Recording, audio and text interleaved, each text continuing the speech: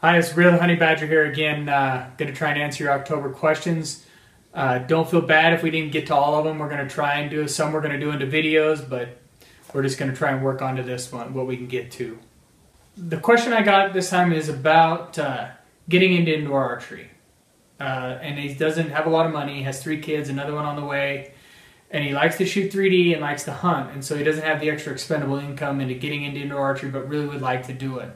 I can really relate to this. My dad, when he started shooting, didn't have a lot of extra money. He actually bought hunting arrows that were 23-12s so that he would have an arrow he could use for hunting and one for shooting targets. He left them longer so that he could still shoot his broadheads on them and screw fill points in them.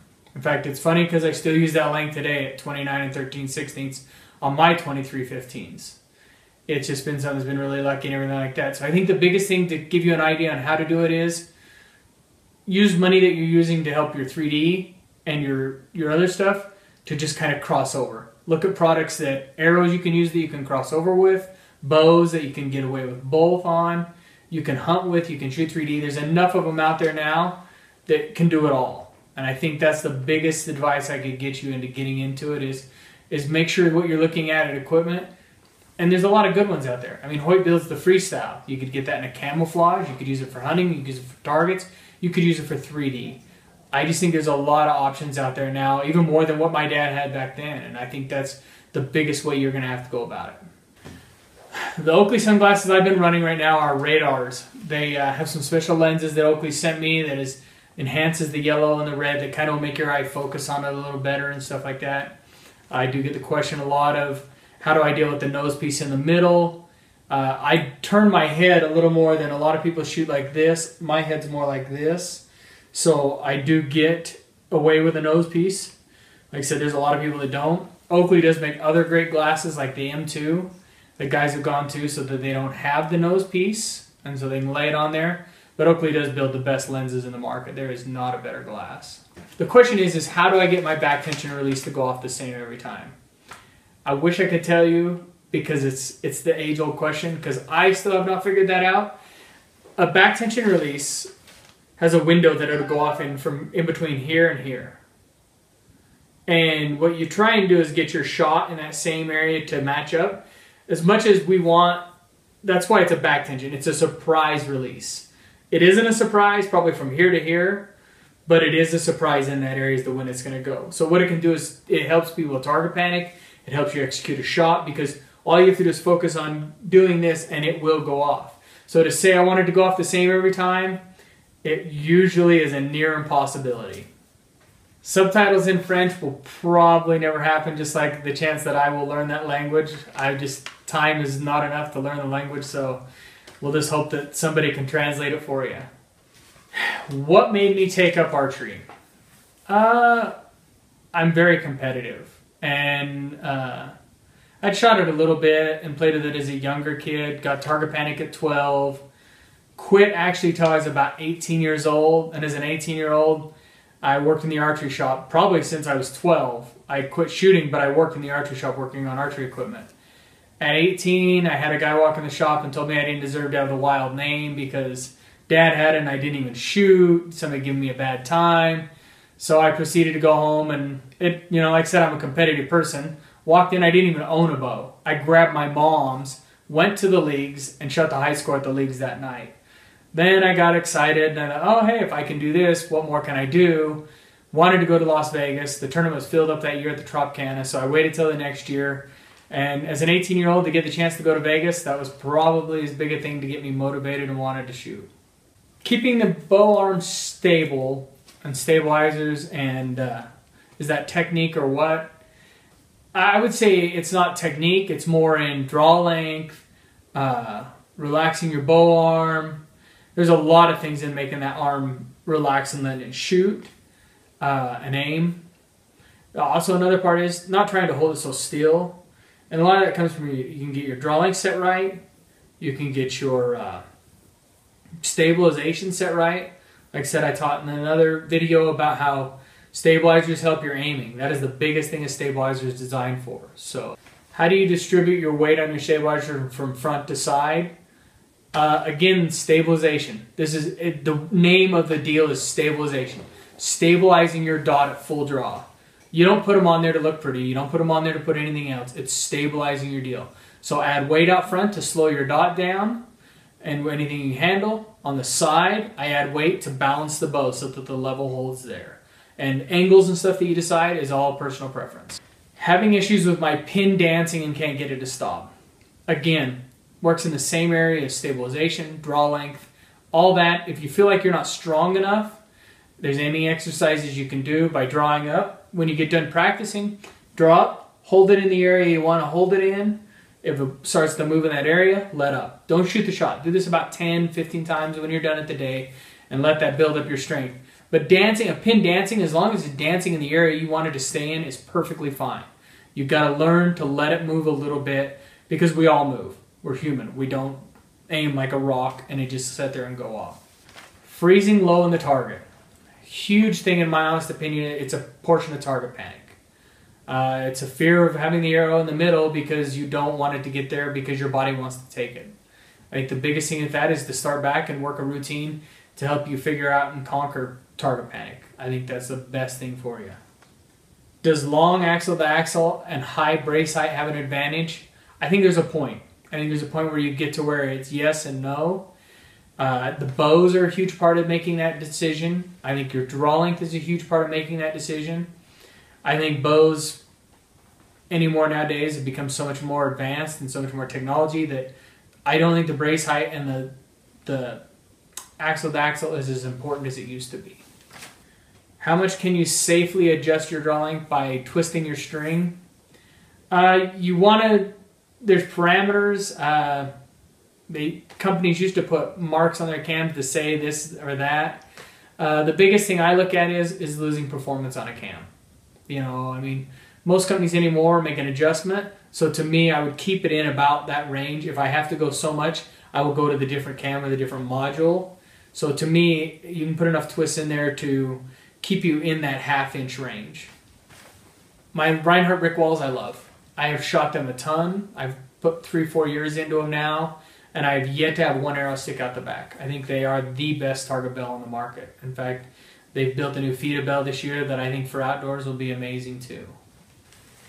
Yes, you can get too much pressure in your bow arm while you're aiming, and it will cause you to bow arm and fire it. Probably the worst enemy of an archer in the world is your bow arm. Like to me, it's like you want to try and keep as little pressure as you can in there so that it just shoots. I mean, if you want to be like a shooting machine, it doesn't put any pressure anywhere. It just lets the bow sit there and shoot. And I think that's the biggest thing that you have to work on. How important is the spine index on an arrow? Honestly, it must not be very important because I don't index my arrows and do that. I've never in my life. I believe in good product. I believe my Easton spined arrows are as good as there is out there. And I mean, there's a lot of guys that do it that feel that it does a lot for them. And if it does, power to you, because that's, you know, your confidence is what you got to have. Me, I believe in the product I use, and I haven't ever had to do that. Holding on the target and a clean release.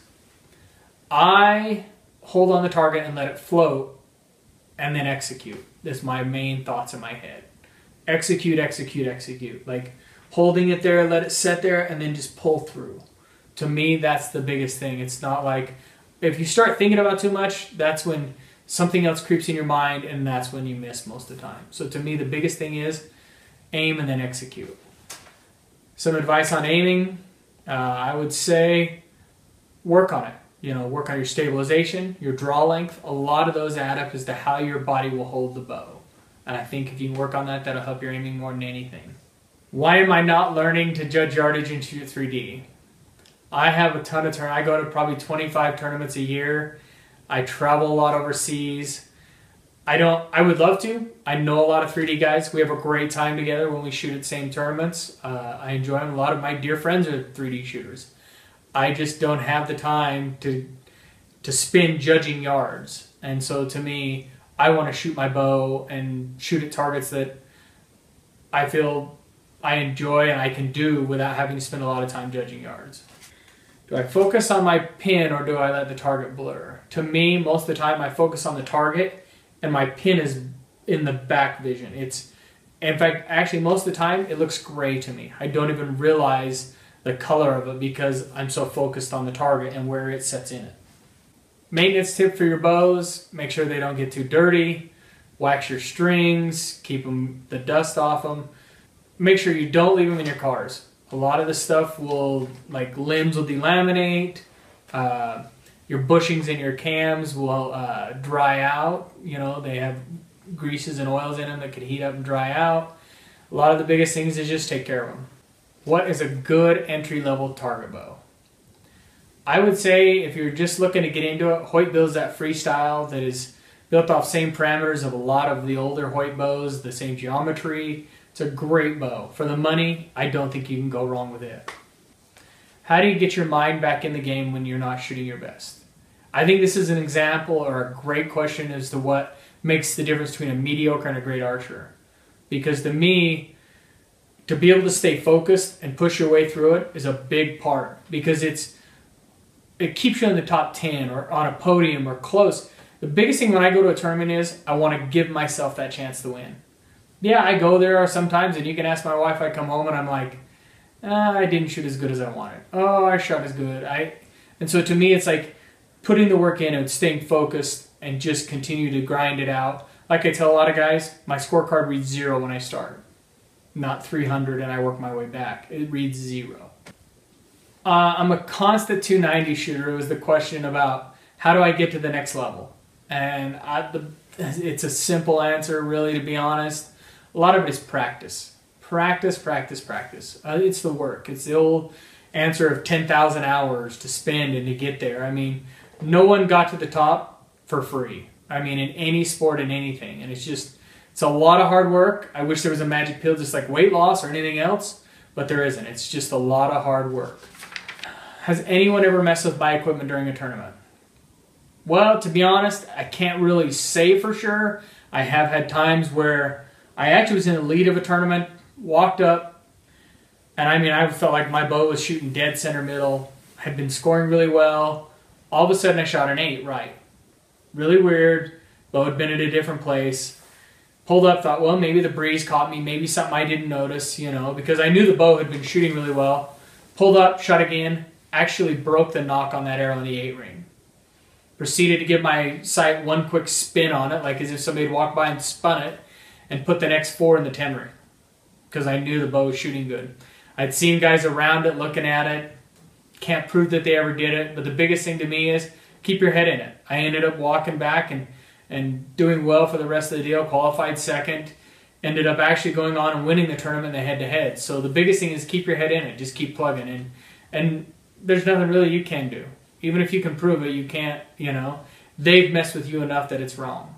Do I wear relaxed fit or regular fit jeans? I usually relax. I like my clothing not to be so tight and cutting stuff off. So, why would your bow arm shake through the shot?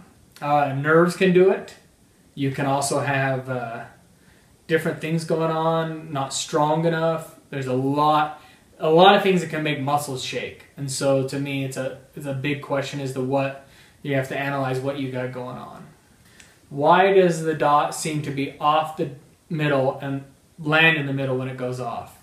That I can't explain. If yours is doing that, more power to you, and you need to figure out what it is, because a lot of people would buy it. I mean, I had a friend one time, Kurt Etheridge, first guy to ever shoot 120 at the NF Indoor Nationals, tell me that you can hold it in the middle, you can do a lot of silly things, and they'll go in the middle. So that's what I work on, is trying to hold as good as I can.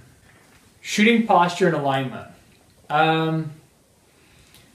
You know, you hear guys say you got to stand up straight, you got to do this, you got to do that. I hear a lot of that. I actually wrote an article one time on how my form is supposedly the worst ever.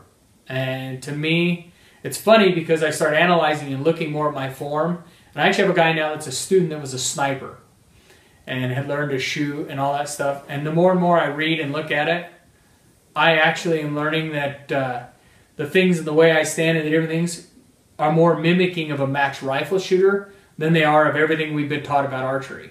So to me, my biggest thing is to make yourself comfortable so it's repeatable and you can do the same thing over and over again.